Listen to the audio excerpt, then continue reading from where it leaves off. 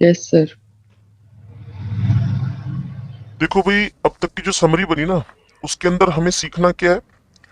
Alcohols में ethanol, ठीक है जी। और हर एक 2 डिग्री टू एल्केनोल। और एल्डिहाइड्स में इथेनॉल। और कीटोन्स में हर एक 2 एल्केनोन, ठीक है जी। और एस्टर्स में वो सारे के सारे एस्टर्स जो हाइड्रोलिसिस के बाद, क्लियर, जो मैंने ए और बी पे एल्कोहल लिखी है, वो आफ्टर द हाइड्रोलिसिस मुझे दे दें। ये जो ए और बी लिखा है ना मैंने सिंबॉलिकली आपके लिए, ताकि आप एक लाइन में सारी बात को समझ पाए। तो वो सारे के सारे हेलोफॉर्म टेस्ट देने में पॉसिबल, कैपेबल है। हेलोफॉर्म टेस्ट देने में कैपेबल है। अगर आपको ये बात एग्जैक्टली exactly समझ में आ रही हो तो, ठीक है जी। तो इथेनॉल दे देगा, 2 डिग्री 2 एल्केनॉल दे देगा, इथेनॉल दे देगा, हर एक 2 एल्केनॉन दे देगा, और वो सारे के सारे एस्टर दे देंगे। इसके अलावा जिनके अंदर एक्टिव मिथाइलिन ग्रुप पड़ा हो, जिनके अंदर एक्टिव मिथाइलिन ग्रुप पड़ा हो, जिनके अंदर एक्टिव मिथाइलिन ग्रुप। अब एक्टिव मिथाइलिन ग्रुप से आपका मीनिंग क्या है? आप लोगों ने ना टोटोमेरिज्म पढ़ी हुई है। टोटोमेरिज्म पढ़िए तो आप आराम से समझ जाओगे what mean of the active methylene group. ये एक्टिव मिथाइलिन ग्रुप है। ये एक्टिव मिथाइलिन ग्रुप है। एक्टिव से मतलब क्या? एसिडिक। ये एक्टिव मिथाइलिन ग्रुप है। तो कुल मिलाकर अगर ये सबस्ट्रेट के फॉर्म में हो जाए, तो मान के चलो कि जो कंडीशन अब मैं आपको बताने वाला हूं उनकी प्रेजेंस में इन्होंने हेलोफॉर्म टेस्ट पॉजिटिव दे देना है। हेलोफॉर्म टेस्ट पॉजिटिव दे देना है। क्यों भाई? इस बात को अगर आप समझ गए हो तो मैं थोड़ा सा बात को आगे बढ़ाऊं, और यस सिंपल सर। एक ट्रिकी मेथड से भी गेम खेल सकते हैं। ट्रिकी मेथड से भी गेम खेल सकते हैं क्या जी? जिनके पास CH3CO ग्रुप या तो डायरेक्ट अपीयर हो रहा हो, या फिर after oxidation CH3CO group appear हो जाए। बस यूं समझ के चलो, CH3CO ग्रुप डायरेक्ट अपीयर हो रहा हो, या CH3CO ग्रुप आफ्टर ऑक्सीडेशन। फिर अब मैं इसमें भी डिफरेंशिएट कर दूं। कई बच्चों को शक होता है कि ये CH3CO ग्रुप है। अब कोई कहेगा दिख तो रहा है CH3CO, फिर आप कह रहे हो कि कहेगा CH3CO है। ये CH3CO ग्रुप है ही नहीं बच्चे, ये एसिड ग्रुप है। और अगर आप कोई मेरे को लिख के दोगे ना CH3COCH3, it is exactly CH3CO group. तो इसीलिए जब आपको CH3CO ग्रुप डायरेक्टली अपीयर हो जाए, या after oxidation CH3CO group appear हो जाए, तो मान के चलो कि उसके अंदर आप हेलोफॉर्म टेस्ट पॉजिटिव लेने वाले हो। किसी भी स्ट्रक्चर के अंदर डायरेक्ट CH3CO ग्रुप अपीयर हो जाए, या फिर आफ्टर ऑक्सीडेशन अपीयर हो जाए, तो आपने गारंटीड उसके अंदर क्या कर देना है? Haloform test. अब मैं फिर बता रहा हूं कि इसके अंदर CH3CO ग्रुप नहीं है, क्योंकि ये एसिड है। अच्छा, अब मुझे बताना आप लोग, जिन जिन स्ट्रक्चर को मैं लिखूंगा उनके अंदर CH3CO ग्रुप आप देख पा रहे हो कि नहीं? थोड़ी अक्ल लगा लेते। इसमें CH3CO ग्रुप है? यस और no? Yes sir. Yes sir. No sir. No sir. No. क्यों? क्योंकि ये भाई साहब एस्टर है। और अच्छा, ये इसमें CH3CO ग्रुप दिख रहा no sir. Yes no sir. है? ये माइड। अमाइड है। ये एस्टर है, ये अमाइड है। अब अब शायद तुम्हारे दिमाग में बात आ गई हो कि डायरेक्ट और आफ्टर ऑक्सीडेशन से मतलब है, कहीं ना कहीं ये जो बंदा बोल रहा है वो कीटोन या एल्डिहाइड ग्रुप की बात कर रहा है, कीटो ग्रुप की बात कर रहा यस है। सर। वो आपसे एस्टर ग्रुप की बात नहीं कर रहा, वो आपसे अमाइड ग्रुप की बात नहीं कर रहा, वो आपसे एसिड ग्रुप की बात नहीं कर रहा। वो CH3CO है ही नहीं इसके अंदर। और ये कौन है? एसिड है। क्लियर? ऐसे ही आपको CH3COCl लिख के दे दिया किसी ने, तो आप बोलोगे इसमें नो CH3, सर। ना ना, ये तुम्हारे पास एसिड हेलाइड है। ऐसी लंबी लिस्ट है आपके पास। कुल मिलाकर आपके दिमाग में जो मैंने रेड पेन से लिखा है ना, वो अगर कवर हो गया, तो हेलोफॉर्म रिएक्शन करवाने में आप इजीली कैपेबल हो पाओगे। Out of the 4 which will give the haloform test positive, तो सीधे सीधे आंसर आएंगे आपके। या तो CH3CO ग्रुप डायरेक्ट अपीयर हो रहा हो, या after oxidation CH3CO group appear हो जाए।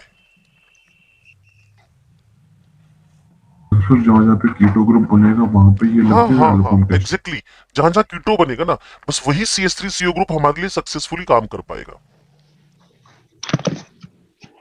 Yes sir. ठीक है ना।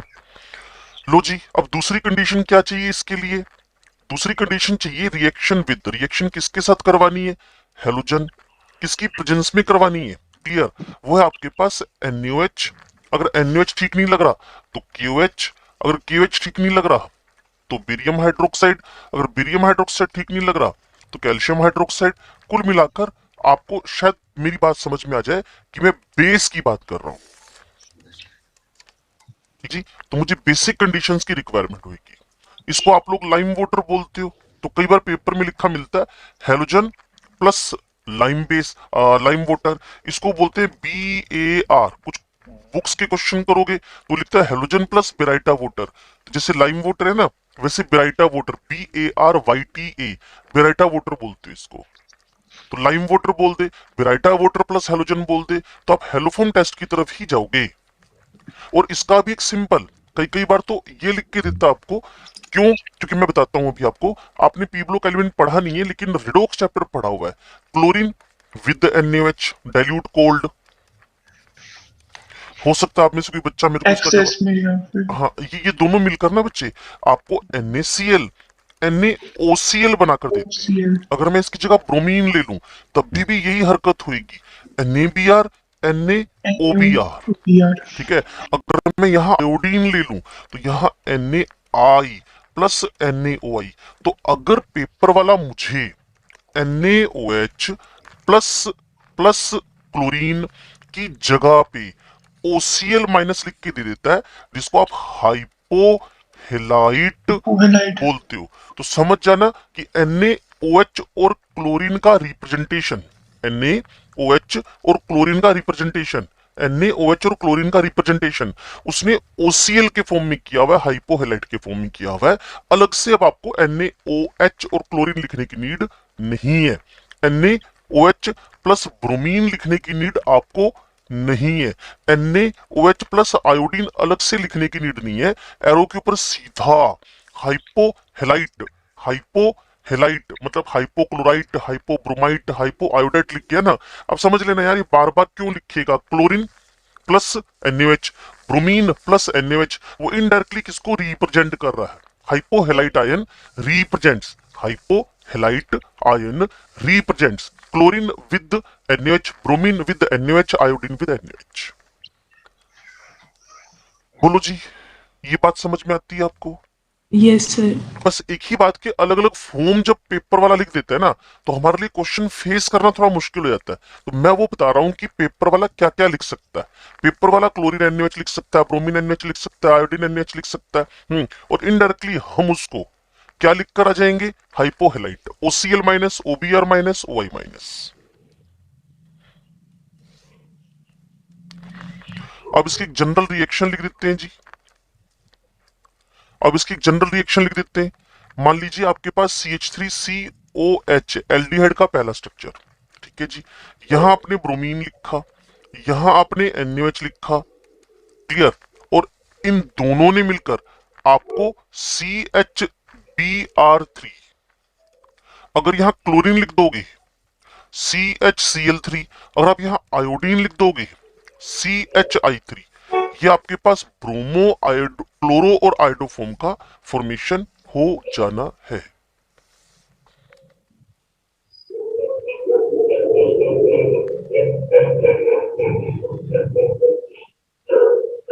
Yes sir.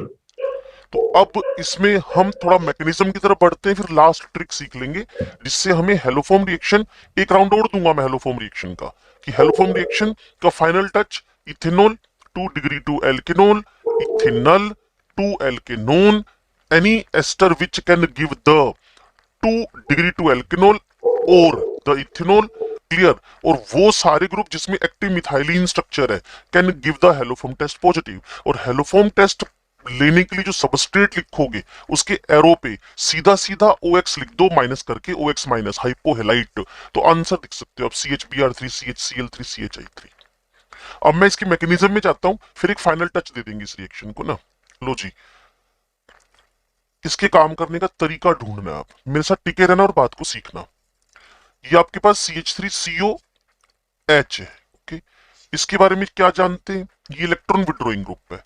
और अगर आपने बेसिक कंडीशंस दे दी हैं तो ये वाला जो स्ट्रक्चर है इसका एसिडिक नेचर, यानी ड्राइविंग फोर्स हो गया बेस, तो यहां से H का निकलना आसान हो जाएगा। CH2 minus CHO। अगर आप मेरी बात को एग्जैक्टली सुन पा रहे हो तो कहीं ना कहीं माइनस क्या हो गया आपके पास? Water. It is base, electron withdrawing Yes, group. sir. और बच्चे समझते हैं if you want to increase acidic nature then electron withdrawing will helps you. Electron withdrawing group will helps you. Electron withdrawing group आपकी help करेगा। अगर आपके पास electron withdrawing group पड़ा हुआ है तो वो आपकी एसिडिक नेचर बढ़ाने में हेल्प करेगा। और आपके पास एक स्टेबल कार्ब एनायन बन गया जिसके अंदर रेजोनेंस चल रहा है। ये तो बढ़िया हो गया। ड्राइविंग फोर्स है, stability of carbon and driving force है, बेस ड्राइविंग फोर्स है, electron withdrawing group driving force है, कई सारे ड्राइविंग फोर्स है यहाँ पर। क्लियर? अब आप थोड़ा सा दिमाग लगाओ। जो वैसे मैंने इसी स्टेप में लिखना था, पहला स्टेप मैं जानबूझकर थोड़ा तोड़कर लिख रहा हूँ। ये आपके पास हेलोजन है। बच्चे सारे सुनते रहना अगर आप इंटरेस्टेड हो, क्योंकि जैसे जैसे दिन बढ़ते हैं आप पेपर के नजदीक पहुंचते जा रहे हो। क्लियर ना? तो OH ने H को निकाला, वाटर निकल गया। Na प्लस है तो इसमें से क्या निकालेगा वो? यानी कंडीशंस ऐसी हैं जिससे हिड्रोलाइसिस हो। हिड्रोलाइसिस हो, एक पार्शियल प्लस बनेगा, एक पार्शियल माइनस बनेगा। Negative. क्लियर? तो यहां से माइनस NaX होकर, माइनस NaX होकर, माइनस NaOX, ये जो प्लस है ना हेलोनियम, ये इस CH2 के पास आ जाना है। ये जो X प्लस है, X प्लस, ये इस CH2 माइनस के पास आ जाना है। अगर इतनी इतनी बात समझ में आ जाए, अगर इतनी बात समझ में आ जाए तो हम एग्जैक्टली इसको दो बार और प्रोसीड करेंगे। वही बेसिक कंडीशन, वही प्रोटॉन का निकलना और X प्लस का आना। अगली बार फिर वही बेसिक कंडीशन, फिर एक H का निकलना और फिर थर्ड नंबर पे एक और X प्लस का आना। अगर ये सारी बात समझ में आ जाए तो इसको 10 बार पढ़ लो, 100 बार पढ़ लो, 150 बार पढ़ लो। क्वेश्चन पूछना है तो इनफाइनाइट टाइम क्वेश्चन पूछ लो कि ये कैसे हुआ।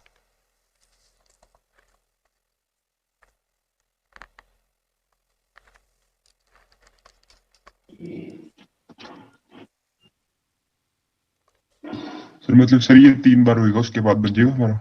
हाँ हाँ, 3 बार होएगा ये। इलेक्ट्रॉन विड्रॉइंग ग्रुप यहाँ ड्राइविंग फोर्स है, ठीक है जी। बेस यहाँ ड्राइविंग फोर्स है और स्टेबिलिटी ऑफ कार्बन एन भी यहाँ ड्राइविंग फोर्स है। इतने सारे रिएक्शन को आगे बढ़ाने वाले फोर्स है, फॉरवर्ड प्रोसीड करने वाले फोर्स है। ये सारे ड्राइविंग फोर्स हैं इस रिएक्शन के।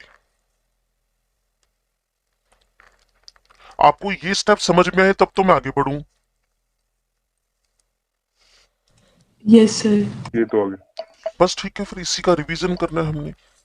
अब मैं एक बार लिखूंगा NaOH, यहां लिखूंगा X2, यहां लिखूंगा माइनस NaX, वोटर, ये कलेक्टिवली बाहर हो गए। और यहाँ X CH CHO हो जाना है। अगली बार फिर मैं लिखूंगा NaOH plus X2 minus NaX plus voter. Clear? ये बाहर हो गया और इस C पर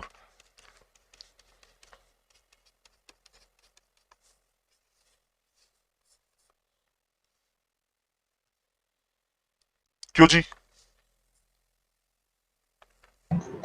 यस सर। जब इतनी बात समझ में आ जाए,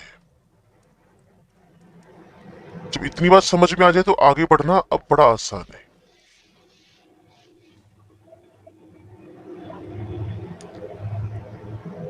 शुरू करूं इससे आगे? लीव कर दिएगा ये। हाँ बिल्कुल, क्योंकि अब सबसे ज्यादा स्ट्रेन इसी बॉन्ड के अंदर है, क्योंकि ये भी इलेक्ट्रॉन विड्रॉइंग है, ये भी इलेक्ट्रॉन विड्रॉइंग है, ये भी इलेक्ट्रॉन विड्रॉइंग है। और यहां से इस C का निकलना, और निकलेगा भी कैसे भी चेक करते हैं जी। ये बेस फिर अटैक करेगा, कि बेस अटैक करेगा तो कुछ इस टाइप की हालत होगी, कुछ इस टाइप की हालत हो जाएगी। क्लियर है? कुछ इस टाइप की हालत हो जाएगी। लो जी, ये वापस मूव करेगा और एक स्टेबल टाइप का एक स्टेबल टाइप का, क्योंकि एफ तो हम रिकमेंड नहीं कर रहे, एक स्टेबल टाइप का, एक स्टेबल टाइप का कार्बन एन फिर बन जाएगा, जिसके अंदर पी पाई डी पाई बॉन्डिंग इसके बनने को फेवर कर रही है। जब भी इस पे सी पे Cl हो जाए तो भी पी पाई डी पाई, ब्रोमीन हो जाए तो भी पी पाई डी पाई, आयोडीन हो जाए तो भी पी पाई डी पाई, उसको इसके बनने को फेवर कर रही है।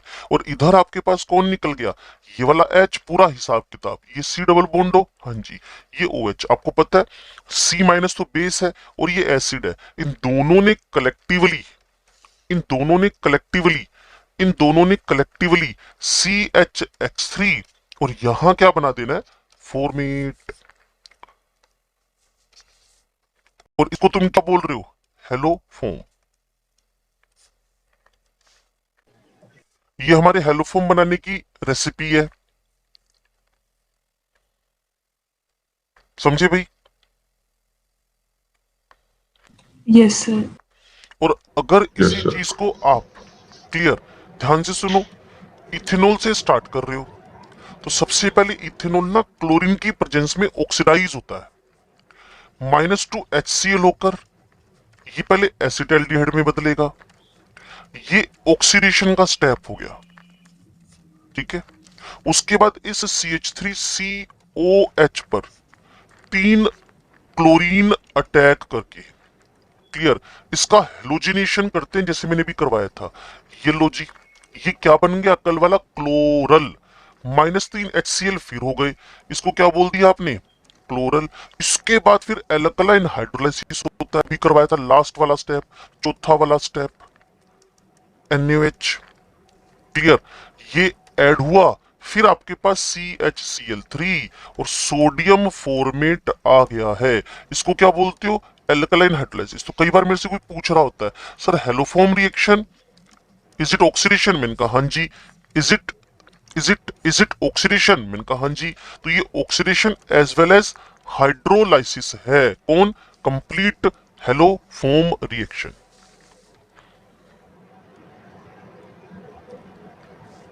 सर इसके सेकंड स्टेप में हमने NaOH क्यों नहीं यूज किया, कहा, जो ये रेड पेन से लिखा है सेकंड नंबर 2 स्टेप पे में। नहीं, वो तो हमने इसमें क्लोरीन लिया, NaOH तो है ही बच्चे, उसके बगैर तो आप जा ही नहीं सकते ना, ऐसे सीधे थोड़ी अटैक कर जाएगा वो तो मैंने सिर्फ समरी करके लिखी है भी, ऐसा हो रहा है। क्लोरीन हेलोजिनेशन, नंबर 2 फिर क्लोरीन हेलोजिनेशन, पता ही है बिना NaOH के तो जा ही नहीं सकते। 3 NaOH लिखोगे, 3 NaCl, 3 वाटर, ये तो सिर्फ रिप्रेजेंटेशन दिया है कि आप बात को जल्दी समझ पाओ, चीजों को इजी समझ पाओ। मैकेनिज्म में बार बार थोड़ी जाना होता है बच्चे, हमें तो समझना है ओके सर। कि एक बार ये HH निकले, क्लियर, फिर दूसरी बार ये H निकले, तीसरी बार ये बॉन्ड टूट गया, जल्द इजी करना है, कॉम्प्लेक्स तो है ही ऊपर। मैकेनिज्म मतलब इसमें से 90% जनता को इंटरेस्ट ही नहीं होता मैकेनिज्म में, और वो भी मेडिकल की क्लास में मैकेनिज्म बताने लोगों तो वैसे ही बंदे आंखें और कान और नाक सब बंद करके बैठ जाते हैं। वो तो कहते हैं कुछ क्रैमिंग का तरीका बता दो बस, जिससे हम रट्टा मार ले, हम रट लेगी। तो इसीलिए जो पहले हाइड्रोजन उड़ाए, फिर पहले 2 हाइड्रोजन उड़ाए, फिर 3 हाइड्रोजन उड़ाए, उसके बाद फाइनली बॉन्ड ब्रेक करके हेलोफॉर्म बना दिया। बोलो भाई। Yes sir. Yes, sir. अब चेक करो भाई, अगर कहीं आपको CH3CO और यहाँ H मिथाइल इथाइल कुछ भी लिखा मिलता है, और आसान कर रहा हूं बात को, और बात को आसान कर रहा हूं, ध्यान से सुनना, क्लियर। अब इसमें जपनीत कहेगी आपने 4 क्यों नहीं लिए, 5 क्यों नहीं लिए, ट्रिक सिखा रहा हूं बच्चे, बात को आसान आसान आसान और आसान करते जा रहे हैं, क्लियर ना। लो जी, इवन मैं तो अकेला क्लोरीन लिखने के फेवर में था, ध्यान से सुनना। सबसे पहले आपने करना क्या, इस बॉन्ड को यहां से तोड़ना है, और इस वाले हिस्से से, तभी CH3CO की डिमांड कर रहे थे आपसे हम, इस वाले हिस्से को आपने हेलोफॉर्म में कन्वर्ट कर देना है, और ये जो पार्ट है और ये वाला जो पार्ट है, इन दोनों को ज्वाइन करवा देना है, बस सीधा सीधा आंसर आ जाएगा आपके पास। कैसे, CH3 का CHX3 बना दिया, और यहां से जो R है, C डबल बॉन्ड O है, ONA लिखकर छुटकारा पा लिया। ये सबसे आसान तरीका है।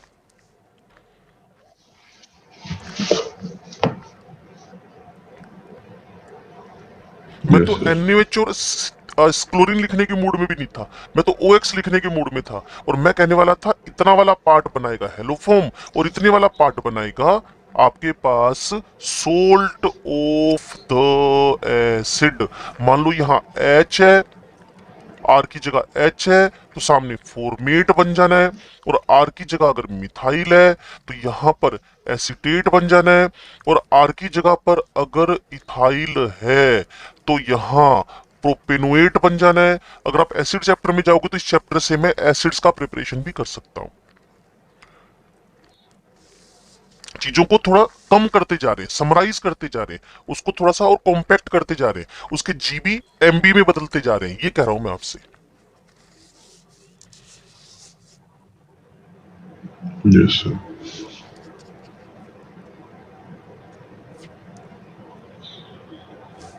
बोलो जी, समझ में आ गई बात? तो क्या मुझे कोई बता Yes, sir. सकता है कि अगर मैं ये वाला स्ट्रक्चर लेके बैठ गया तो मेरे पास OX माइनस लिखने से क्या क्या आंसर आ जाएंगे? CHX3 और प्रोपेनोइड।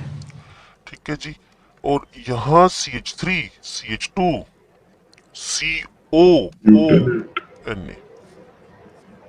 हाँ, ये वाला पार्ट 3 कार्बन का है ना, तो प्रोपेनोएट और ये हेलोफॉर्म बन जाएगा। अच्छा हाँ, yes sir. इतना इतना पार्ट तोड़ देना ना, ये 3 कार्बन है ना, प्रोपेनोएट। बोलो भाई। बस ये कि अगर अल्कोहल हो उसका ऑक्सीडेशन करवाना पड़ता है, और अगर एस्टर्स हों तो उनका हाइड्रोलाइसिस करवाना पड़ता है। फिर यहां जो आपके पास, क्लियर, यहां तो पहले अल्कोहल ही बन जानी है, हाइड्रोलाइसिस करवाना पड़ता है, तो ये रास्ता पकड़ लेता है वो। और फिर यहां ऑक्सीडेशन के बाद जो एल्डिहाइड या कीटोन बनते हैं उनके अंदर पहला स्टेप ऑक्सीडेशन होता है जिसको हेलोजिनेशन बोलते हो। फिर हाइड्रोलाइसिस होता है जिसमें एग्जैक्टली हेलोफॉर्म बन जाता है। मुझे लगता है अब इसको मेरे को छोड़ना चाहिए क्योंकि मैं इस पे ना ढेरों बार एक ही बात को अलग अलग तरीके से कर गया। Yes sir. तो किसी को पिछले जो पेज लिखे हैं इनमें कोई ऑब्जेक्शन हो तो बात कर सकते हैं। आज की हमारी क्लास यहाँ से स्टार्ट हुई थी, क्लियर है। और आपको बताया था CH3CO ग्रुप जिसमें डायरेक्ट अपीयर हो रहा हो, CH3CO ग्रुप डायरेक्ट अपीयर हो रहा हो, क्लियर ना हो रहा हो तो ऑक्सीडेशन करवा के सोच लो। अगर फिर अपीयर हो रहा हो तो समझो कि उसका हेलोफॉर्म टेस्ट आपने पॉजिटिव ले लेना है। Yes sir. ठीक है जी। Yes sir. चलो भाई, नेक्स्ट अब हम इस क्लोरोफॉर्म की कुछ प्रॉपर्टीज के बारे में जान लें। ये आपके पास स्वीट स्मेलिंग येलो लिक्विड है,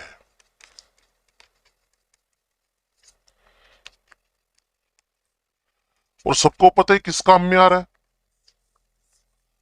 क्लोरोफॉर्म, क्लियर ना।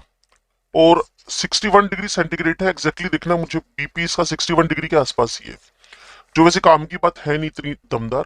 स्वीट स्मेलिंग येलो लिक्विड है, बस इतना याद रखो। किसको? क्लोरोफॉर्म को। अगर किसी को इसमें कोई शक हो तो एक बार इसकी फिजिकल प्रॉपर्टीज आपके पास बुक होगी उसमें रीड कर लेना। मैं इसकी अब केमिकल रिएक्टिविटी की तरफ बढ़ रहा हूं, ध्यान से सुनना और समझना। केमिकल रिएक्टिविटी, और केमिकल रिएक्टिविटी में सबसे पहले मैं करवाने जा रहा हूं इसका ऑक्सीडेशन, बाद में इसको समराइज कर दूंगा फ्लो डायग्राम में। ऑक्सीडेशन, तो बच्चे सबसे पहले हम क्लोरोफॉर्म को लिख के बैठे हैं इस तरीके से। यहां क्लोरोफॉर्म लिख लिया और इसका एरियल ऑक्सीडेशन ही करवा दिया, इसका एरियल ऑक्सीडेशन ही करवा दिया, इसका एरियल ऑक्सीडेशन ही करवा दिया। तो एक कार्बन पे 3 Cl आ गए, एक OH आ गया। यहां हो सकता है आप बच्चों को पता चल जाए कि एसिड बेस रिएक्शन होकर यहां से वाटर का रिमूवल होएगा, और फिर जिस बंदे को तुमने बेहोश करने के लिए क्लोरोफॉर्म दिया था वो बंदा इस दुनिया से बाहर हो जाएगा। क्यों? क्योंकि टॉक्सिक पॉइजनस गैस बन गई है जिसका नाम है फोस्जीन। सर इसमें HCl क्यों नहीं रिमूव हुआ? HCl ही हुआ है बच्चे, ये HCl ही हुआ है। वो आदत पड़ी हुई है ना 2 OH की, HCl ही रिमूव हुआ है भैया। सर ये जो वो रुमाल रख के वो जो लगाते हैं नाक पे, हाँ हाँ, इससे हर वही बार वही डेथ हो जाती है। सीधा सीधा बोलना, किडनैपिंग करते हुए। किडनैपिंग। हाँ, घबरा क्यों रहा है? डेथ पक्की होती है हर बार। नहीं, डेथ हर बार पक्की नहीं होती है, अगर उसको, वो थोड़ा टेबल दो तो फिर हाँ, अगर उसको थोड़ा ज्यादा दे दो ना क्वांटिटी में, फिर हो जाता है। हाँ, फिर उसका काम हो जाता है बंदे का। तुम सोच के चलते हो, ऐसे कई बार हुए हैं, लोगों ने क्लोरोफॉर्म सुंघा दी बंदे को बेहोश करने के लिए, क्लियर, और वो फिरौती वुरौती भी ले ली उनसे 10 12 15 लाख रुपए, बाद में बचा बंदा दुनिया से निकल लिया। तो वो ज्यादा सूंघ लेते हैं ना जब, तो फिर उसका ऑक्सीडेशन होने से फोस्जिन बन जाती है, यस सर। तो वो घबरा अब जाते हैं बंदे, पैसे फिर ना लेने करें हो क्या। तो थोड़ा सा सुंघा दो, ज्यादा पैसे ना लेने हो तो पूरा सुंघा दो। हाँ, वो फिर क्वांटिटी फिक्स करनी पड़ती है, 3 ml chloroform is given to the तो फिर वो केमिस्टिकली सोचना पड़ता है, उनको बेचारों को क्या पता होता है यार, कितने भोले वाले होते हैं वो तो, जो फिरौतियां मांगते हैं और लूटते हैं एक दूसरे को। उनको क्या पता है क्लोरोफॉर्म के बारे में, हम शैतान है, हमें पता है क्लोरोफॉर्म के बारे में, और हम वो काम करते नहीं है। हाँ भाई, मजाक की बातें थी सारी, आप समझ गए कि क्लोरोफॉर्म से जो बेहोश करने का नेचर है वो टॉक्सिक, क्लियर, डेथ कोजिंग हो सकता है अगर इसका ऑक्सीडेशन हो जाए फर्दर। तो इस प्रिकॉशन को कैसे, मतलब फोस्जिन बनने को कैसे रोक सकते हो, क्लियर।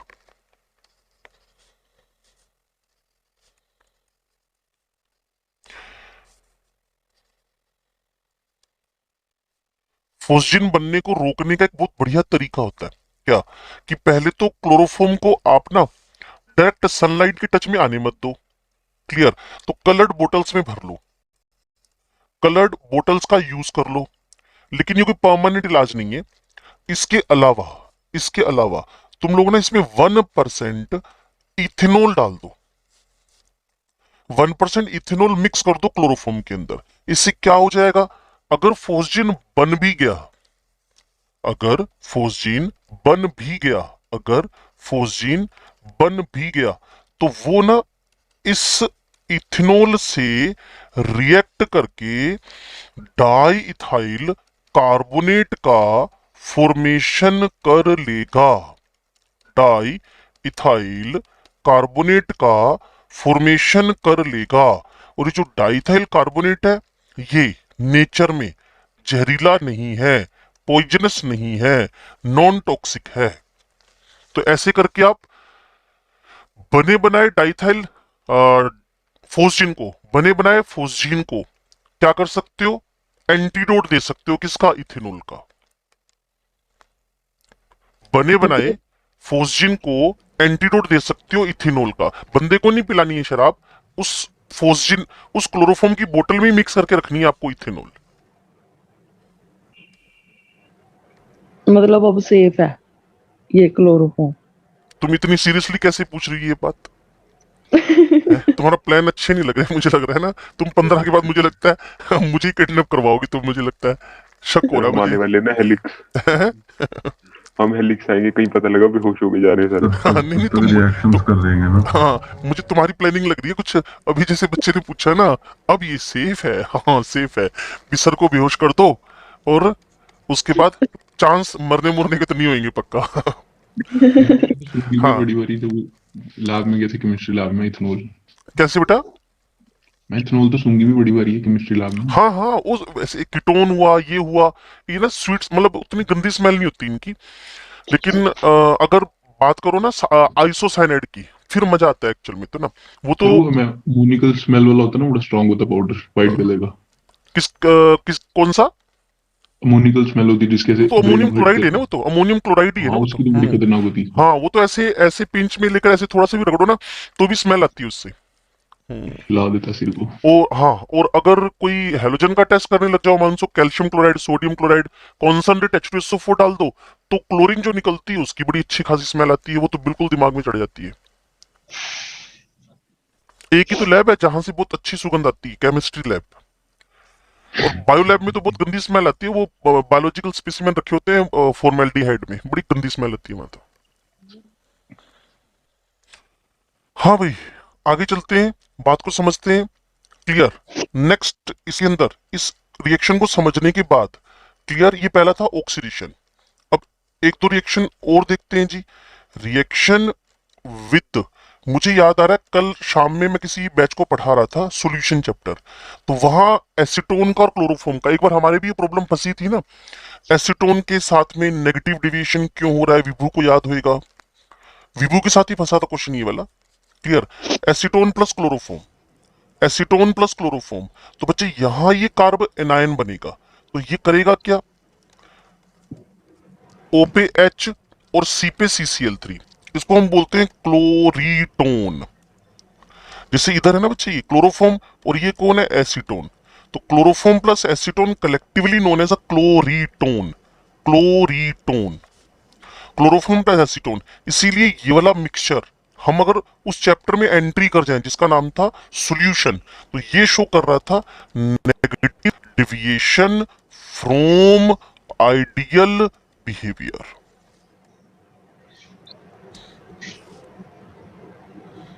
ये सॉल्यूशन चैप्टर से वैसे मैंने एक लाइन उठा के लिख दी है, काम आ जाएगी आपके, negative deviation from ideal behaviour, क्योंकि दोनों मिलकर एक नया कंपाउंड बना गए, तो इंटरमोलिकुलर अट्रैक्शन फोर्सेस पहले से जबरदस्त हो गए, बढ़ गए, और जब भी आईएमएफ बढ़ता है, इंटरमोलिकुलर फोर्सेस बढ़ते हैं, तो vapour pressure down.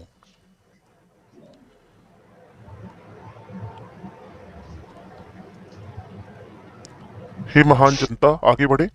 Yes, sir. अब तुम्हारा Sir, एक सेकंड रुको, नोट डाउन करो। हाँ, एक सेकंड, हाँ ये लो। सर ये क्या लिखा है, क्लोरीटोन? हाँ जी, क्लोरीटोन।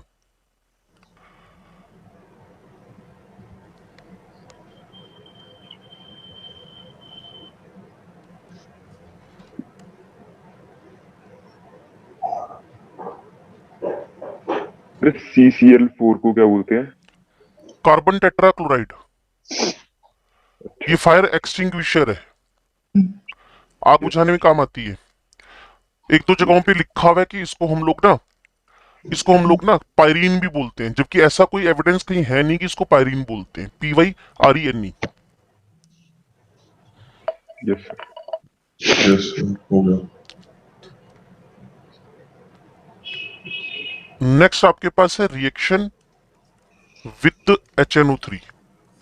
अब ना कोई इनके रट्टे रुट्टे मत मारा करो, पहले तो ना कंपाउंड्स लिखकर उनके बारे में सोच लिया करो कि जल्दी से H कौन देगा, जल्दी से H कौन देगा, और जल्दी से H वो देगा जिसके डिसोसिएशन के बाद बनने वाली स्पीसीज में स्टेबिलिटी हो। आपको पता है अगर इसका CCl3 नेगेटिव बन गया, आपको पहले भी ढेरों बार बताया, D5 बॉन्डिंग हो जाएगी, तो इसका H निकलना आसान है। जब ये H देगा तो हमारे पास एक ब्रोंस्टन लोरी थ्योरी हुआ करती थी, चैप्टर का नाम आयनिक इक्विलिब्रियम। क्लियर? Yes. तो ये OH दे देगा, तो है तो वो भी एसिड, नाम ही इसका नाइट्रिक एसिड है, लेकिन जब दो मिक्सचर के अंदर एक H दे और दूसरे को बाय डिफॉल्ट फिर OH देना पड़ता है, तो ये मेरे पास था क्लोरोफॉर्म, तो क्लोरोफॉर्म अपना क्या दे रहा है, H, तो नाइट्रिक को बेचारे को OH देना पड़ता है। अब तुम खुद ही समझदार हो जाओगे, CHCl3, यहां कौन है भाई, HNO3। क्लियर? और यहां से इसका H, इसका OH, तो एक कार्बन पे 3 Cl थे, यहां नाइट्रो लग गया, ये स्ट्रक्चर बन गया, जिसको कलेक्टिवली तुम क्या बोलते हो, क्लोरोपिक्रीन। तो चीज लॉजिक के साथ लिख लो तो रट्टा नहीं मारना पड़ता। अब जब भी ये तुम्हारे पेपर में आएगा तो तुम्हारे दिमाग में दोनों को लेकर एक ही बात जाएगी, क्या, एक का H एक का OH, आंसर आ गया। और शायद आपको पता हो यही आपके पास कौन है, टीयर गैस।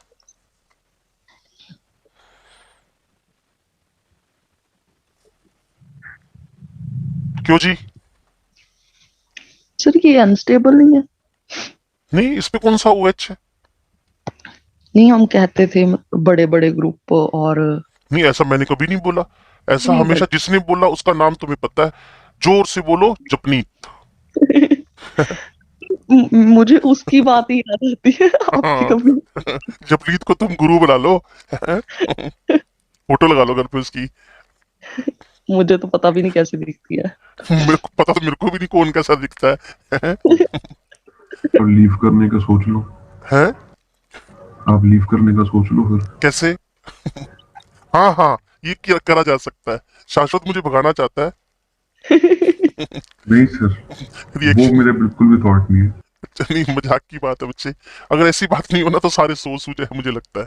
हमारे मेरे तो सभी बैचेस में चलता रहता है, जितनी बैच में पढ़ा रहा हूँ। बस एक बैच है HNC 1201, उनमें से कोई सिंगल साउंड तक नहीं आती, पता नहीं वो क्या खा के बैठते हैं। क्लोरोफॉर्म। अरे यार भाई खाकर गॉड, नहीं। आज तक मैंने उनकी आवाज तक नहीं सुनी, ऐसा बैच है वो। और वो सदमे में है ना, बहुत लेट हो गए वो तो। पता वो टेस्ट सीरीज का बैच है एक्चुअल में ना। अच्छा, पता नहीं वो शर्त लगा के आते हैं कि इस बंदे से तो बात ही नहीं करनी। बाकी मैंने किसी टीचर से पूछा नहीं कि वो बोलते हैं कि नहीं बोलते। रिएक्शन विद सिल्वर पाउडर, ये आपको ऑलरेडी पता है, मैंने इस पे आपको बताया था। ऑलवेज एक क्वेश्चन बनता है, क्या क्वेश्चन बनता है? What happens when the chloroform react with silver powder. इसका जवाब तो मैं आप ही से ले लूंगा।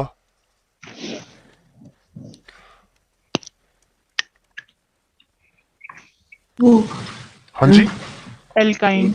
हाँ एल्काइन। बिल्कुल। जपनीत क्या बोली थी?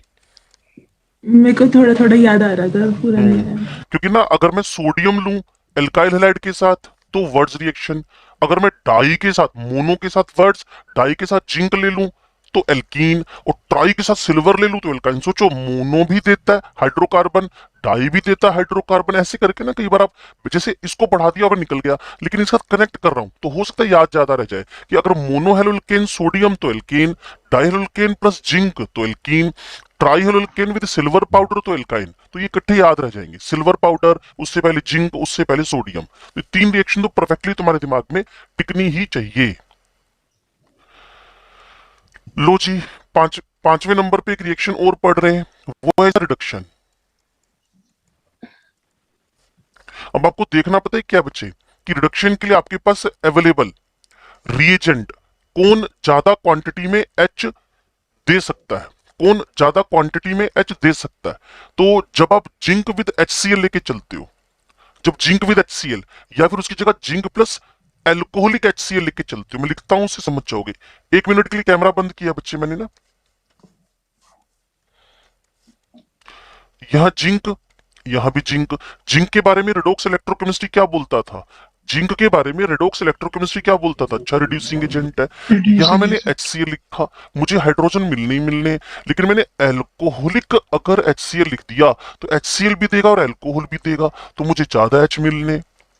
अगर आप मेरी बात को एग्जैक्टली समझ पा रहे हो तो ठीक है। और अगर मैं इसके बाद यहां इसी जिंक को प्योरली वाटर के साथ ही ले लूं तो मुझे H और ज्यादा क्वांटिटी में मिलने। जिंक प्लस सिंपल वाटर, और जिंक तो तीनों में कैपेबल है, क्या करने में? रिडक्शन करने में, हाइड्रोजन रिमूव करने में। तो वर्ड टू वर्ड सुनो, तो पहले एक Cl हटा, फिर अगली बार 2 Cl हटे, क्लियर ना? 2 Cl हटे, उससे अगली बार सारे के सारे Cl। तो मैं कह रहा था रिडक्शन को ना थोड़ा सा आपको हल्का सा कॉन्सेप्चुअल बनाना है, तो जो बात मैं बोल रहा हूं उस पे तुम्हें जाना पड़ेगा।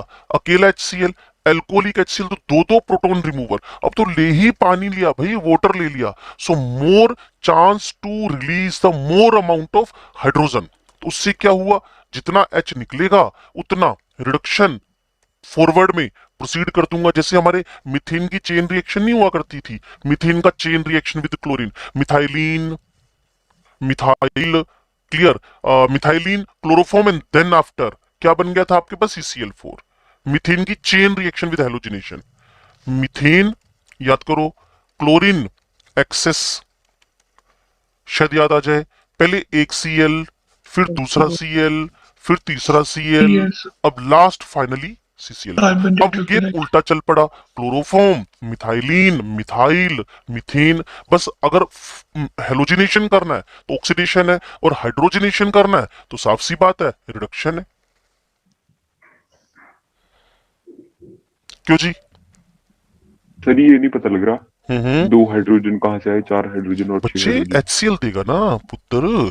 HCl, जब चैप्टर का नाम हाइड्रोजन, शायद हमने पढ़ रखा है ये वाला chapter. Zinc when react with, इसका E नोट माइनस 0.76 वोल्ट है। जब ये Yes, sir, HCl से रिएक्शन करेगा तो पुत्र जी Yes, sir. मिलेगा ना नेसेंट हाइड्रोजन। रिएक्शन में ही नेसेंट हाथों हाथ कंज्यूम कर लो। यस सर, ठीक है, याद आ गया। ठीक है ना? Yes sir. लो जी, अगर लिख रहे हो तो पीछे करूं पेज को एक बार। एक सेकंड रुको सर। सर एक क्वेश्चन आया दिमाग में, हाँ बोलो। ये हमने टीयर गैस क्यों बनाई? बनाई नहीं, बन गई। अच्छा, अपने आप? जब HNO3 से रिएक्शन करवा रहे ऐसे बच्चे, पता है क्या हुआ होगा, ये ना एक्चुअल में एक्सपेरिमेंट हुआ करते थे ना, लोग बाग करते रहे। उसके बाद उन एक्सपेरिमेंट में से जो जो हेलोफॉर्म वाले थे उनको 7-8-10 रिएक्शन के फॉर्म में क्लासिफाई करके इस चैप्टर में डाल दिया। क्लियर ना? अब जैसे पीछे नहीं था एक यहाँ पर ये जो क्लोरीटोन था, ये स्लीपिंग पिल्स में डलता है, इससे नींद आती है। क्लोरीटोन हिप्नोटिक ड्रग्स में, ये हिप्नोटिक ड्रग्स में डलता है क्लोरीटोन। और ऊपर फोस्जिन मैंने बताया पॉइजनस है। तो जो भी आपके पास क्लोरोफॉर्म के प्रोडक्ट्स हैं वो क्लोरोफॉर्म जैसे ही है, अप्रोक्सीमेट आगे पीछे करके।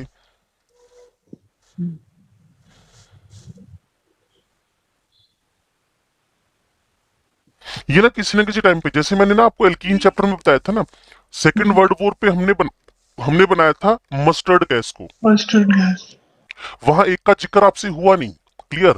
तो वो जो बनता है ना लेविसाइट, LEWISITE, ब्रिटेन। हाँ, वो तो एक्चुअली इतना खतरनाक है कि वो अगर बॉडी के टच में आ जाए टिश्यूज को डिसोल्व कर देता है और स्केलेटन बचता है बंदे का। इतना खतरनाक कंपाउंड है वो। ये सारे एक्सपेरिमेंट हुए थे तब, कोई फर्स्ट वर्ल्ड वॉर पे हुआ, कोई सेकंड वर्ल्ड वॉर पे हुआ, एक दूसरे को हराने के चक्कर में। ये केमिकल वेपन्स है। अभी कोरोना ये क्या था? बायोलॉजिकल वेपन था। आजकल वो थोड़ी किसी पे न्यूक्लियर बम फेंक देंगे, ये बायोलॉजिकल वेपन ज्यादा खतरनाक है। Yes sir. ये तो लड़ाई है आगे बढ़ने की, अंधी दौड़।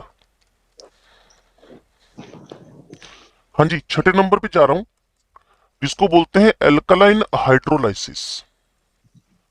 इसको तो तुम इमीडिएटली कर लो कि मैं रेफरेंस के साथ चलूंगा, सीधे कभी भी मैं करवाता नहीं बात को। इसको लिखना मत। CH3Cl प्लस एक्वस KOH, याद आया? मिथेनॉल, जेमिनल डाइहेलाइड, फिर aqueous KOH, aldehyde. Aldehyde, aldehyde. फिर विसिनल डाई। इसको किसी को लिखना मत, ये पुरानी बातें। डायल। क्लियर? तो आपको मिला यहां डाई ओ। तो अब सिमिलरली जब मैं इन सबको यहां से हटाकर क्या लिखूंगा जी? क्लोरोफोम प्लस करवा दूंगा एक्वस QH। तो बच्चे समझदार हैं और स्मार्ट हैं। Carboxylic acid. हाँ, है ना? एक कार्बन पे 3 OH आए, यार 2 OH ही अनस्टेबल होते हैं, 3 तो और ज्यादा अनस्टेबल होंगे। तो आपके पास यहां बना फॉर्मिक एसिड। लेकिन formic acid is not the final answer, because medium कैसा था? बेसिक मीडियम KOH था ना बच्चे? मिट। हाँ जी, तो बेसिक मीडियम कौन था? KOH। तो इसकी वजह से फाइनल आंसर कई बार तंग करेगा आपको कि क्लोरोफॉर्म का एल्कलाइन हाइड्रोलाइसिस हुआ, तो फाइनल आंसर क्या है? फाइनल प्रोडक्ट क्या है? आप बोलोगे बनता तो फॉर्मिक एसिड है, बट अंडर बेसिक कंडीशन इसका जो सोल्ट है वो फाइनली एग्जिस्ट करेगा। सोल्ट फाइनली एग्जिस्ट करेगा। Yes sir. ठीक है जी। अब इसके बाद कुछ बचा नहीं है, इसकी सारी की सारी रिएक्शन खत्म हो गई है। अब मैं इसको एक लाइन में डाल देता हूं सबको। क्लियर? ये मेरे पास क्लोरोफॉर्म पड़ा हुआ है, ये ऑक्सीडेशन पड़ा हुआ है, ये इससे फोस्जीन बन गया। यहां मेरे पास एसीटोन पड़ा हुआ है, एसीटोन पे एडिशनल रिएक्शन हो गई। क्लियर? मिथाइल मिथाइल अपनी जगह पे थे, OH नया आया, CCl3। इसको आप लोगों ने क्लोरीटोन बोला, क्लोरीटोन। HNO3 एसिड बेस रिएक्शन हुई, एक कार्बन पे 3 Cl ऑलरेडी थे, एक नाइट्रो आ गया, इसको क्लोरोपिक्रीन बोलते हैं। क्लियर? इसके बाद 3 KOH ऊपर लिखी रखा, उसको सीधा लिख दो, सोडियम पोटेशियम फॉर्मेट आ जाएगा। इसके बाद इसका अगर HCl और इसकी जगह पर aqueous alcoholic HCl, alcoholic HCl, या इसकी जगह पानी ले लो तो सीक्वेंस बनेगी क्या, CH2Cl2, CH3Cl, मीथेन। अगर आप एग्जैक्टली वर्ड टू वर्ड सारी बातों को सीख समझ रहे हो तो क्लियर। ये एसीटोन से रिएक्शन, फिर HNO3 से रिएक्शन, फिर सिल्वर पाउडर से रिएक्शन। तो what happens when the chloroform react with silver powder, ethyne. What happens when chloroform is treated with HCl, treated with alcoholic HCl, treated with only, यहाँ zinc plus water, zinc सबसे ज्यादा common था। अभी जपनीत पूछे कि zinc क्यों नहीं लिया, जिंक साथ में लेना ही पड़ेगा, zinc with HCl, zinc with alcoholic HCl, zinc with water, सबके साथ है। ठीक है जी। उसके बाद ये Yes, sir. एल्कलाइन हाइड्रोलाइसिस है, यहाँ HNO3 है, या एसीटोन है, या ऑक्सीडेशन है। इसका फ्लो डायग्राम बना दिया। Yes, sir. कोई कंफ्यूजन हो तो मेरे से बात कर सकते हो, क्योंकि अब मैं जिस मूड में हूं ना, मैं हेलोएरिन स्टार्ट करने के मूड में हूं। और हेलोएरिन का प्रिपरेशन हेलोएरिन में कर लोगे ना जब आप, क्योंकि 24 मिनट्स है मेरे पास एग्जैक्टली, तो फिर आप एक कंफर्टेबल जोन में जा सकते हो। क्लियर। तो Yes, sir. चैप्टर भी हमारा अपना हाईएस्ट है, मुश्किल से 1.5 क्लास, हाफ क्लास आज की, तो एक क्लास या उससे ऊपर 10 मिनट और मान लो, इससे ऊपर का मटेरियल बचा नहीं अपने पास अब। Yes, sir. क्लियर। जितना कोशिश कर पाओ क्वेश्चन पे तुम्हारी बुकलेट आरपी असाइनमेंट खत्म कर लेना। और मैं फिर इनवाइट कर रहा हूं आपको, हाइड्रोकार्बन के डाउट्स भी अगर हैं तो वो भी पूछ लेना मेरे से। हेलोरीन 3C वाली है ना? हाँ हाँ सारा है, इसमें खत्म ही हो जाएगा, एक क्लास 1.5 क्लास की बात है बस। Yes sir.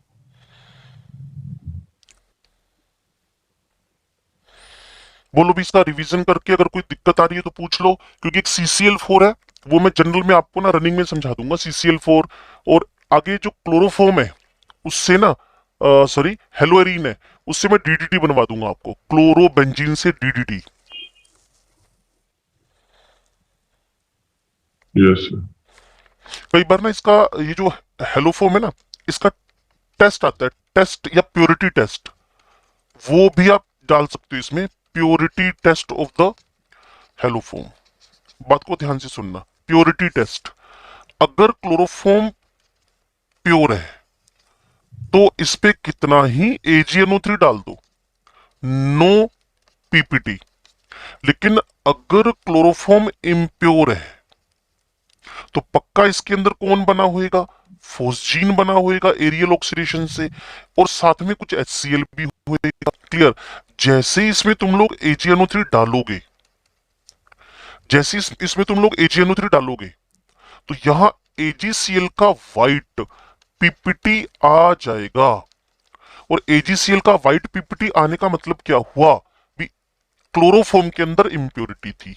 और अगर इसकी जगह पे आप लोग आयोडोफॉर्म लेके चलते हो, तो चाहे ये प्योर हो चाहे ये आपके पास इम्प्योर हो, इसमें AgNO3 के साथ, इसने AgNO3 के साथ ऑलवेज ऑलवेज AgI का येलो PPT देना ही देना है। तो आप क्लोरोफॉर्म का तो प्योरिटी टेस्ट कर सकते हो, आइडोफॉर्म का प्योरिटी टेस्ट आप नहीं कर सकते हो, क्योंकि आइडोफॉर्म चाहे प्योर हो चाहे इम्प्योर हो, इसका आई निकालना कंपेरेटिवली आसान है, इसका आई का रिमूवल कंपेरेटिवली आसान है। एक कार्बन पे I large size large size large size, clear H, तो ये इतने बड़े बड़े हाथी जैसे जुड़े हुए हैं इस पे, तो इन्होंने तो टूटना ही है टकरा के। यहां जपनीत का बात बिल्कुल ठीक होगी, स्टेरिक हिंड्रेंस।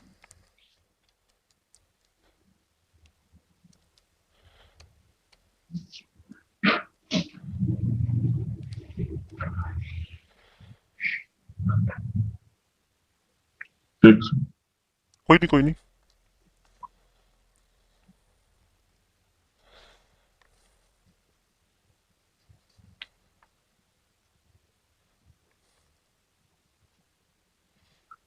Yes, sir. कोई कंफ्यूजन हो तो मेरे से बात कर लो अभी, क्योंकि मैं अब क्लोरोबेंजीन यानी हेलो एरीन्स शुरू करने के मूड में हूँ। सर इसको टॉलरेंस रिएजेंट भी बोलते हैं ना, किसको किसको किसको? AgNO3 को? ना कि बिल्कुल नहीं गलत? बोलते। Ammoniacal silver nitrate is a Tollens, ammoniacal ammoniacal. NH4OH डालना पड़ेगा इसमें, उसके बिना ये टोलेंस रिएजेंट नहीं है। Okay, sir. Singly, AgNO3 is never treated or behaves or considered as the Tollens reagent. अकेला कभी टोलेंस नहीं है ये।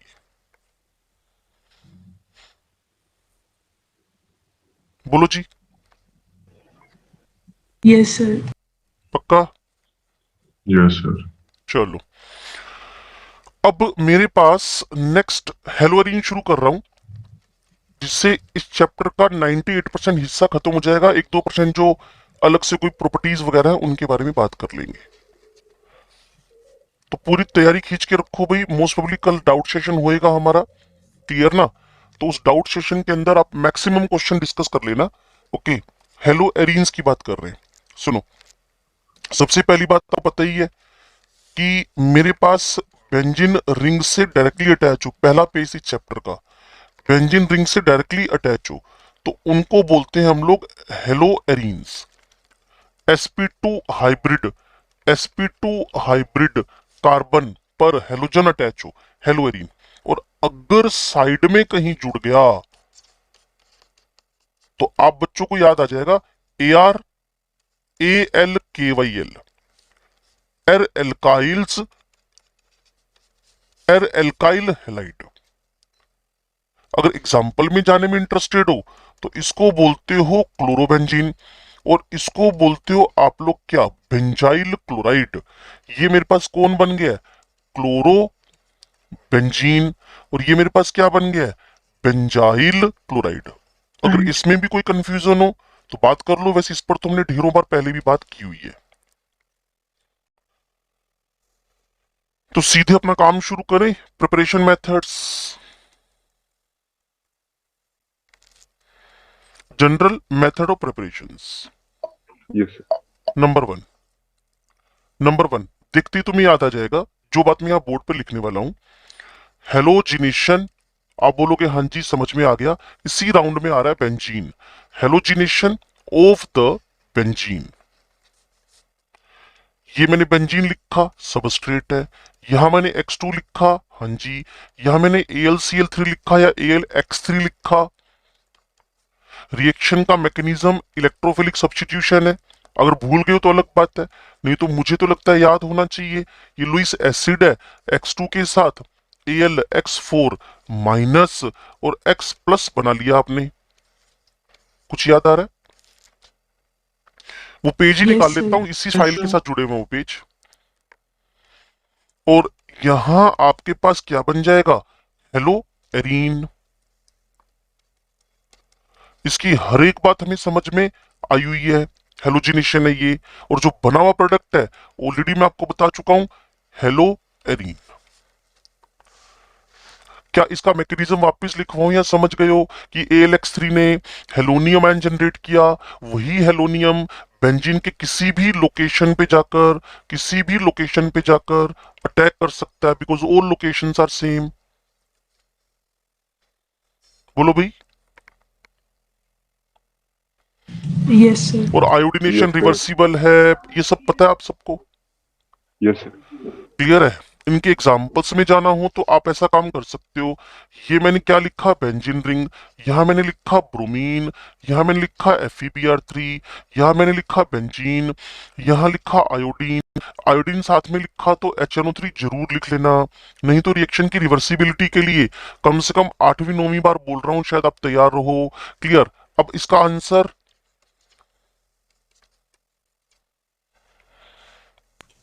Bromoarine और idoarine. बेंजीन।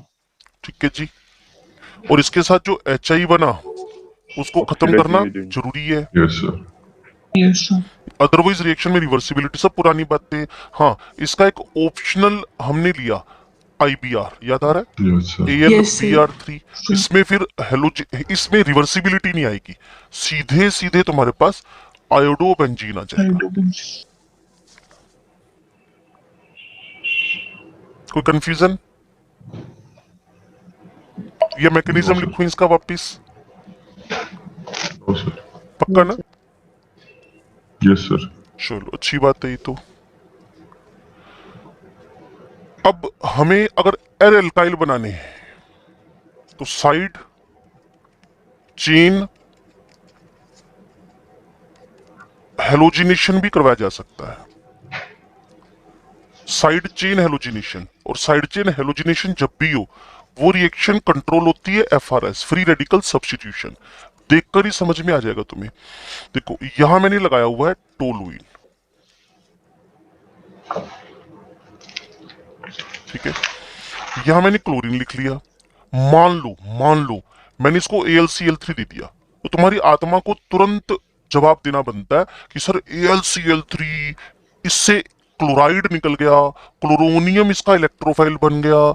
अब आप कभी भी एफआरएस तो करवा ही नहीं सकते हो, आपको तो मिथाइल के पॉजिटिव H की वजह से, पॉजिटिव I की वजह से, और तो डायरेक्टिंग करना पड़ेगा। अब आप साइड चेन थोड़ी करवा रहे हो। मैंने कहा बात तो बिल्कुल परफेक्ट बोल रहे हो आप लोग, बात तो बिल्कुल परफेक्ट बोल रहे हो। एक बार मैं पीछे लेकर चलूं सारी बातों को। ये लो जी, इसका प्लस H है, इसका प्लस I ग्रुप नेचर है, that's why it is ortho para directing है। तो AlCl3 को देखते ही तुरंत दिमाग में आएगा ये तो एसिड है यार, क्लोरीन के साथ इसने क्लोरोनियम बनाना है, और क्लोरोनियम तो इलेक्ट्रोफाइल है। तो इसका जवाब आपके पास यहां ortho chloro para chloro toluene. जब तक कोई एक्स्ट्रा फैक्टर ना हो, ये बात मैं हमेशा क्लास में बोलता हूं, तो पैरा इज ऑलवेज मेजर। जब तक कोई एक्स्ट्रा फैक्टर ना हो, एक्स्ट्रा किसको बोलते हो, हाइड्रोजन बॉन्डिंग टाइप से कुछ आ गया, then ortho will be the major, otherwise para will be major. General बात है, ये 99% लगती है। लेकिन इसी टोलुइन पे मैंने क्लोरीन तो लिखा, मैं AlCl3 लिखना भूल गया। एलाइलिक बन जाए। हाँ, तो ये आपके पास अलाइलिक, सब बातें ऑलरेडी क्लियर है। बस कंडीशन ये कि बच्चों ने साथ साथ में पढ़ाओ। ये एफआरएस से कंट्रोल होएगा। बेंजीन रिंग पे अटैक करने के लिए मुझे एक इलेक्ट्रोफाइल चाहिए होता है। यहां मेरे पास क्लोरीन फ्री रेडिकल बनेगा, और ये वही chain initiation, chain propagation, chain termination, ये आंसर दे देगा। और इसमें तो हम और भी हरकतें कर सकते हैं। अगर मैं अभी थोड़ी देर पहले बोला था ना, अगर मैं क्लोरीन एक्सेस ले लूं in the presence of HELPR helper, तो चेन रिएक्शन लगातार चलेगी।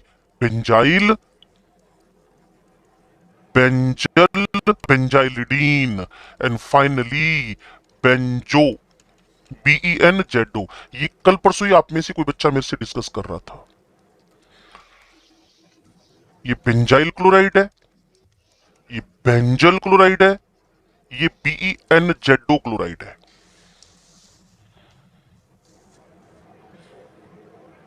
Yes sir.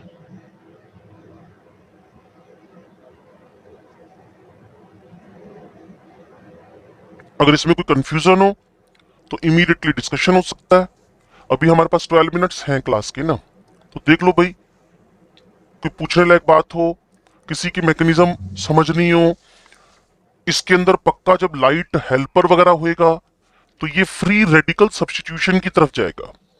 और जब भी कभी AlCl3 इलेक्ट्रोफाइल टाइप से बोल के चलोगे तो 101% this AlCl3 due to Lewis acid character when react with chlorine, homo की जगह पे इसका हेटेरोलाइसिस होएगा। ठीक है जी, और ये AlCl4 माइनस एंड क्लोरोनियम बन जाएगा। This chloronium works as the electrophile, और वही इलेक्ट्रोफाइल फिर बेंजीन रिंग पे कमाल दिखाएगा ऑर्थो पैरा पे। तो आपको कंडीशन समझ, हाँ बोलो। इसकी जो एलाइलिक सब्स्टिट्यूशन वाला केस है, अगर इसमें चेन टर्मिनेशन वाले स्टेप में दो वो भी जुड़ सकते हैं ना, CH2 नीचे बेंजीन। CH2 बेंजीन मतलब मैं समझ गया। तुम्हारे कहने का मतलब है अगर यहाँ पर कोई बेंजाइल FR बनाओ तो दो बेंजाइल FR भी एक दूसरे को ज्वाइन कर सकते हैं, ये कहना चाहती हूँ ना? Yes sir. हाँ ठीक है, वो तो टर्मिनेशन है, और termination is always probability. Termination हमेशा एक प्रोबेबिलिटी है। बन भी सकता है, नहीं भी बन सकता। बस ये कि dimerise product always good yield में रहते हैं। Okay sir. ठीक है ना? हाँ जी, तीसरे नंबर पे चलते हैं। इसके अंदर देखते ही समझ जाओगे करना क्या है, सब पुराना मटेरियल है। Decarboxylation of the sodium salt of chloro, bromo, fluoro, जो भी होएगा, बेंजोएट। चेक कर लें जी। ये मैंने COONA लिख दिया। जहां मन करे क्लोरीन लगा दो, वैसे COONA के रेफरेंस में तो मेटा पे ठीक लगता है। क्लियर ना? अब आप इस पे NaOH, और याद आएगा किसको? आयुष को। उसने Calcium पूछा CO का carbonate। काम क्या है। तो CaO यहाँ हमने रखा हुआ है सिर्फ और सिर्फ इस रिएक्शन में Dehydration। High temperature condition. कौन बोला, क्या बोला, कैसे बोला? ओए आयुष, जूता खाएगा तू? क्या बोला? दो नहीं थे सर, एक हाई टेम्परेचर और एक वाटर। डिहाइड्रेशन बोला तूने? हाँ, पानी निकालता है। पानी से बचाता है। मॉइस्चर प्रिवेंट करता है। वही तो बोला मैंने। हमी कुछ भी पानी निकालता डिहाइड्रेशन है, और पानी को इसके टच में नहीं आके देना, वो उसका प्रिवेंशन करना। जपनीत जैसे बोल रही है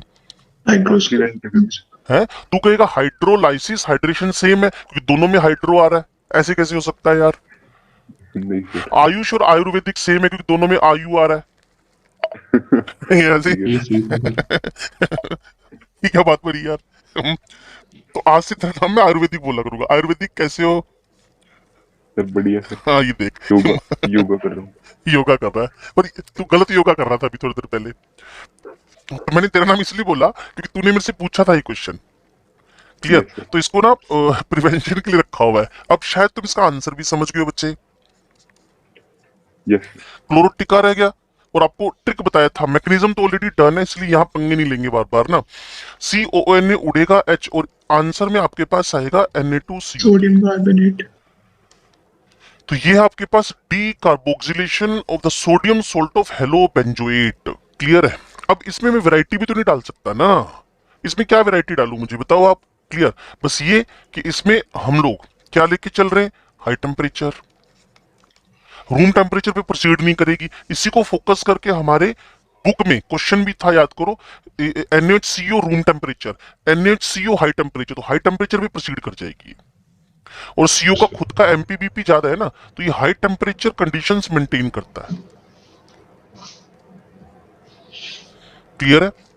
CO वैसे भी इसका लैटिस एनर्जी बड़ी खतरनाक है, Ca+2O-2। तो ये कंडीशंस जनरेट करता है। कौन सी वाली? हाई टेम्परेचर कंडीशंस को मेंटेन रखने में। और बाकी जपनीत ने बताया क्या कि ये हमारा जो सोडियम हाइड्रोक्साइड है, जिसका नेचर डीलिक्विसेंट है, चैप्टर का नाम सॉल्यूशन। ये पानी सोख सोख के उसमें घुल जाएगा, बचाना है इसको। ये हमने किस बात के लिए रखा है इसको? COONA उड़ाने के लिए रखा हुआ है, डी कार्बोक्सिलेशन। और आपको एग्जैक्टली बात याद आ जाए तो। सर हाँ जी बेटा। सर ये मेटा की जगह और कोई पोजीशंस पे लगाओ तो नहीं नहीं, उससे क्या फर्क पड़ता है? मैंने तो ना सुटेबल कंडीशन लगाई है कि जैसे मान लो बेंजीन था, उसका मैंने बेंजोइक एसिड बनाया। बेंजोइक एसिड बनाकर मैंने देखा वो तो मेटा डायरेक्टिव है। अगर तुम्हारे यहाँ ऑर्थो मेटा पैरा कहीं भी लगाओ, क्या फर्क पड़ता है? क्योंकि उसने तो उड़ना था बेचारे ने। Yes sir. ऐसा भी तो हो सकता है ना कि क्लोरोबेंजीन का तुमने कार्बोक्सिलेशन कराया हो तो मेटा ऑर्थो पैरा पे भी आ सकता है। वो कोई फर्क नहीं पड़ता। मैं लिख देता हूँ, कोई फर्क नहीं पड़ेगा, कोई फर्क नहीं पड़ेगा, क्योंकि हमें तो स्टार्टिंग मटेरियल दिया है ना उसने। ये हमें तो स्टार्टिंग मटेरियल दिया है, क्या फर्क पड़ता है?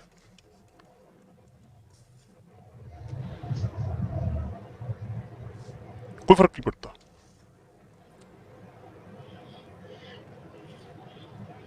लो जी, आपकी फेवरेट रिएक्शन याद आ रहा है? Yes sir. Silver, benzoate, bromine, CCl4। Answer is bromobenzene. Okay, plus AgBr, और CO2 बाहर हो गई। और किसी को अगर याद हो तो देखते हैं क्या लिखेंगे। इस पे मैंने आयोडीन लिया, CCl4। Pin Simonini reaction. हाँ, फाइनल प्रोडक्ट आपके पास एस्टर हाँ जी Esters. फिनाइल बेंजोएट, और जो सुपर पुअर यील्ड में आएगा वो आएगा आइडो बेंजीन। क्लियर? पुअर यील्ड, तो ये एक्चुअल में रिएक्शन बिर्नबाउम सिमोनिनी रिएक्शन है जिसमें एस्टर बन रहा है। हंसडिकर रिएक्शन समझ में आ गई होगी, हो सकता है decarboxylation from the alkene chapter समझ में आ गई होगी। क्लियर है? ये साइड चेन हैलोजिनेशन के बारे में आपको आइडिया हो गया होगा कि एरो पे पड़ा हुआ सब्सटेंस फिक्स करता है कि मुझे कौन सा पाथवे यूज करना है। एरो पे पड़ा हुआ सब्सटेंस मुझे ये डिटरमाइन करके देता है कौन सा पाथवे ऑफ मैकेनिज्म होगा। अगर AlCl3 क्लोरीन हो तो मुझे Se करवाना है, और यही क्लोरीन विद लाइट हो तो अलाइलिक सब्स्टिट्यूशन करवाना है।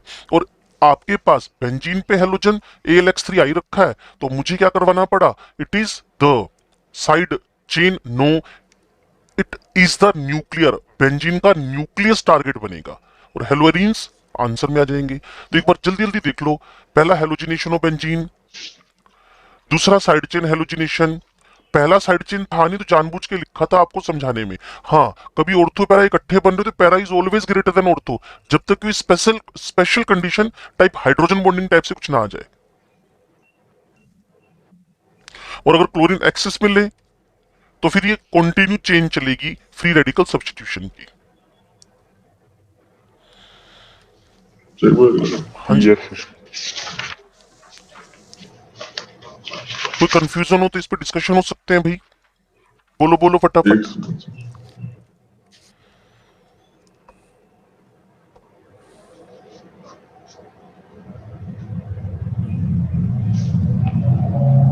इसका नाम क्या था सर, मैं भूल गया। किसका बेटा? लास्ट वाले का इसका फिनाइल बेंजोएट, इसका पूछ रहे हो ना? रिएक्शन का नाम। हंसडिकर, इसका ये अच्छा particular- अच्छा लास्ट वाली समझ गया, जहां एस्टर बन रहा है। बॉम्ब से मैंने बिर्नबाउम सिमोनिन रिएक्शन, सिमोनिन ही बोल दो अकेला।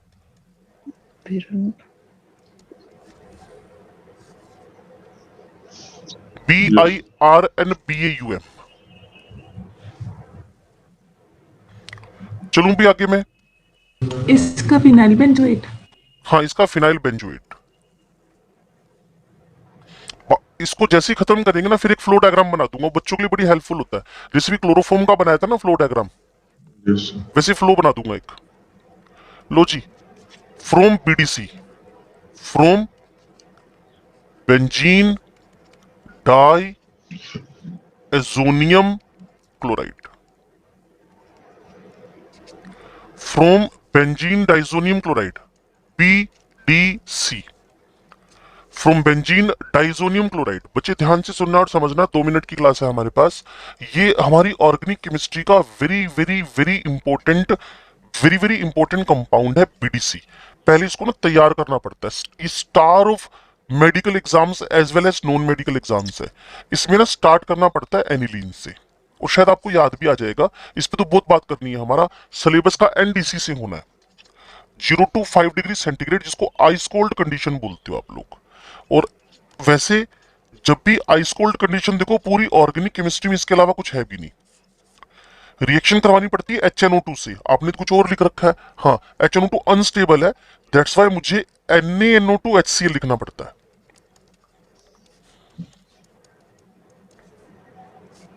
NaNO2 HCl, HNO2 HCl बना, और ये HNO2 से रिएक्शन करवाओगे तो आपके पास फाइनल आंसर में बताइए क्या आ रहा होता है, BDC।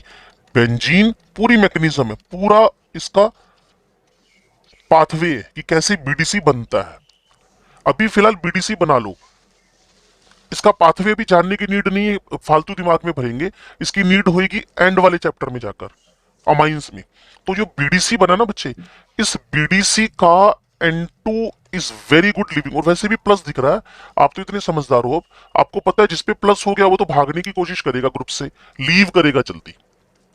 ये आपके पास वेरी गुड लिविंग ग्रुप है, ये मेरे पास वेरी गुड लिविंग ग्रुप है। और नाम इसका मैंने क्या रखा हुआ है, बेंजीन, 2 नाइट्रोजन है, डाईएजो प्लस का चार्ज है ONIUM, ओनियम, और क्लोराइड एंड में जुड़ा हुआ है, तो बेंजीन डाइजोनियम क्लोराइड। क्यों बच्चे, समझ में आ गई इतनी बात? Yes sir. तो 0 से Yes. 5 इसमें इंपॉर्टेंट कंडीशन है, 0 to 5। अगर 0 to 5 रखते हो तो आपके पास बन जाएगा बेंजीन डाइएजोनियम क्लोराइड। अब इस बेंजीन डाइएजोनियम क्लोराइड से मैंने फर्दर क्या तैयार करने, बेंजीन डाइजोनियम क्लोराइड से क्लोरोबेंजीन, ब्रोमोबेंजीन, आइडोबेंजीन, फ्लोरोबेंजीन, और जो जो रिएजेंट लेके चलने हैं वो इस एरो पे लिखूंगा, और अलग अलग नेम भी हैं। तो फिलहाल एक काम करो, क्लोरोबेंजीन बना लो, ब्रोमोबेंजीन बना लो, जिससे हमारा टाइम एग्जैक्टली इस पूरे स्लॉट में सेट हो जाए। आइडोबेंजीन बना लो और फ्लोरोबेंजीन बना लो। फिर मैं आपको बताऊंगा एरो पे क्या क्या लिख के चलना है। और बार बार कह रहा हूं, बेंजीन से जुड़ा हुआ N2Cl एक बहुत अच्छा लिविंग ग्रुप है। बेंजीन से जुड़ा हुआ N2Cl एक बहुत अच्छा लिविंग ग्रुप है। तो जो क्लोरोबेंजीन बनाना है उसकी कंडीशन, ब्रोमोबेंजीन बनाना है उसकी कंडीशन, आइडोबेंजीन बनाना है उसकी कंडीशन, फ्लोरोबेंजीन बनाना है उसकी कंडीशन, वो मैं मेंशन करूंगा कल। ठीक है जी, तो मिलते हैं डाउट सेशन में हम लोग। अगर इनमें से भी कोई डाउट होगा तो डिस्कस कर लेना, नहीं तो कोई आरपीएस असाइनमेंट खोल देंगे आज हम। Yes sir. ठीक है, Yes, sir. चलो जी। Thank you sir.